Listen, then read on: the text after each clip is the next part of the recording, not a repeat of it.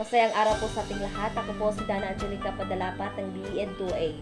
Ako po ay magpresenta ng aking ginawang sanaysay all about LMS and specific electronic platforms to be used in this particular course.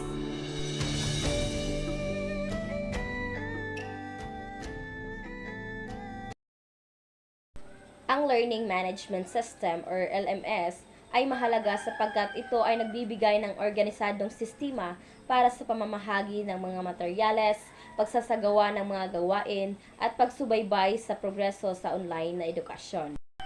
Sa pamamagitan ng LMS, ang mga guro ay may kakayahang mag-ambag ng mga module, leksyon at iba pang learning resources na maaring madaling ma-access ng mga mag-aaral mula sa anumang lokasyon. Ito rin ay nagbibigay ng pagkakataon para sa personalisadong pagtuturo kung saan ang mga mag-aaral ay maaaring mag-aaral sa kanilang sariling takdang oras at bilang ng pag-aaral.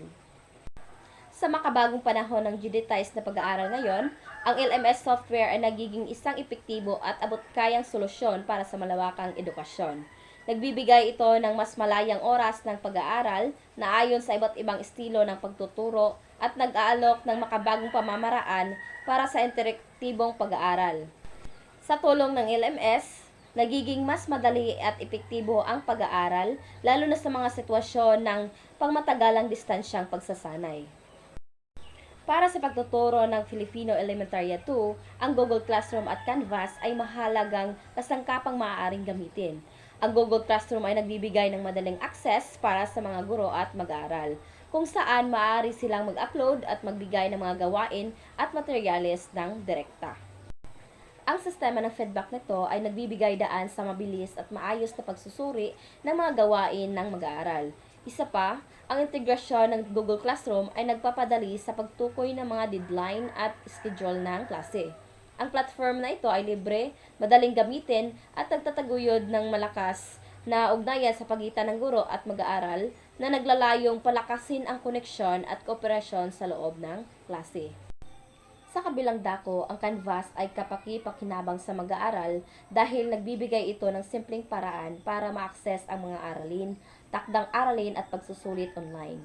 Makakatulong din ito sa pakikipag-ugnayan sa mga guro at kapwa mag-aaral para sa mga diskusyon at proyekto sa kurso.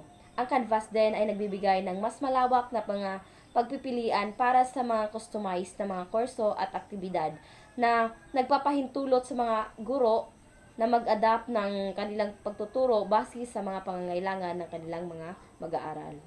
Sa panghuli, ang mga plataporma na ito ay nagtataguyod ng bagong anyo ng edukasyon kung saan ang teknolohiya ang nagpapatakbo sa proseso ng pag-aaral at pagtuturo. Ang kanilang mahalagang papel sa modernong edukasyon ay nagpapakita ng paglipat tungo sa mas dinamiko at mas epektibong paraan ng pagkatuto sa kasalukuyan.